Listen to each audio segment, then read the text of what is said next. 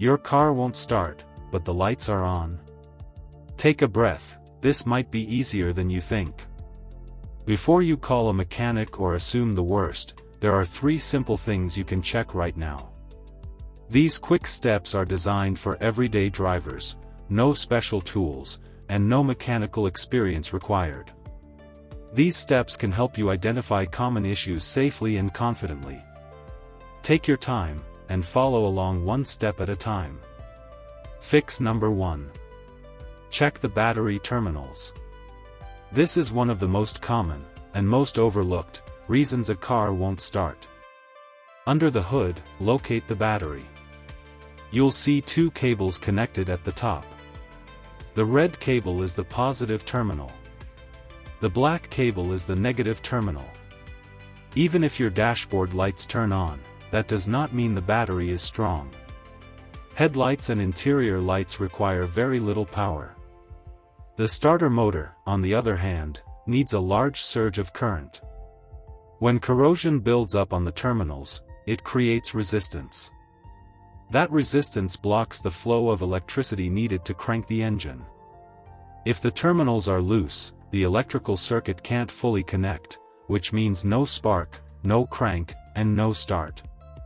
Look closely for white, green, or chalky buildup around the metal connections.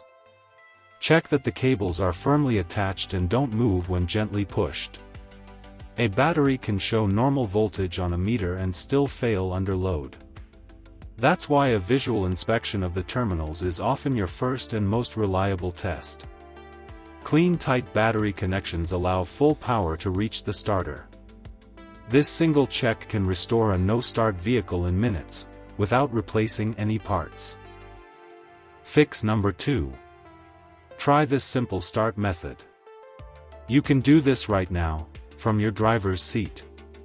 Before your engine cranks, your battery is already working hard. When your headlights, air conditioning, and radio are on, they can increase power draw by up to 30%, even before you turn the key. The starter motor alone requires a large surge of current, sometimes around 250 amps.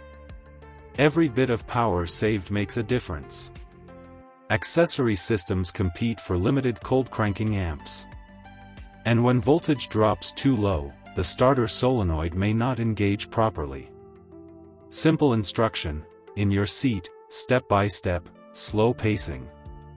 Here's what to do. First, turn off your headlights. Twist the light switch fully counterclockwise until all exterior lights are off. Next, power down the infotainment system. Press and hold the power button for about 2 seconds, until the screen goes completely blank. Then, turn off the climate controls. Rotate both temperature knobs fully to the off position, for both driver and passenger sides. Technical insight. A battery may show around 12.4 volts with accessories on. But under cranking load, voltage can drop below 9.6 volts, and that's when starting problems occur. Reducing electrical load restores voltage stability and allows maximum current to reach the starter motor. Now, with all non-essential systems turned off, press the brake firmly and try starting the engine again. Fix number 3. Listen carefully for clicking sounds. Your car often tells you what's wrong, you just need to know what to listen for. Setup guide. Sit in the driver's seat and turn the ignition key to the on position, but don't start the engine yet. Lower your window slightly and listen toward the front left area of the engine bay. That's where the starter motor and starter solenoid are typically located. When you turn the key to start the car, the starter solenoid engages first. This small but powerful switch sends electricity from the battery to the starter motor. Once engaged, the starter motor spins the engine so it can begin running on its own. Diagnostic clue number 1, one loud click. If you hear one single, loud click, it usually means the battery is too weak to fully engage the starter solenoid. The voltage may drop below about 9.6 volts under load. Your lights might still stay on, but the starter doesn't receive enough power to crank the engine. Diagnostic clue number 2, rapid clicking. If you hear rapid clicking, several clicks per second, that often indicates a failing starter relay or solenoid. In this situation, the electrical circuit cannot fully close. The relay tries repeatedly to engage, but it can't latch properly. What to do next? Practical action. If you hear no sound at all, try shifting the gear selector into neutral, press the brake pedal firmly, and attempt to start again. This checks the neutral safety switch, which prevents the car from starting in the wrong gear. Important insight.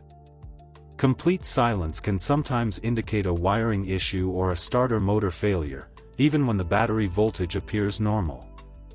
That's why sound is often your first real diagnostic signal. Listening closely to the click pattern can help you quickly identify whether the problem is the battery, the starter relay, or the starter motor itself. Sometimes the most useful tool you have is simply your ears. Quick recap. First, inspect the battery terminals under the hood. Look for loose cables or dirty connections where the battery cables attach. Corrosion, dirt, or a loose connection can interrupt the flow of electricity to the starter. Even when the lights work normally, poor battery connections can prevent the engine from cranking. Second, reduce electrical load before trying to start the engine. Turn off your headlights, radio, and air conditioning using the dashboard controls. This helps conserve battery power so the starter motor receives the maximum current it needs to turn the engine.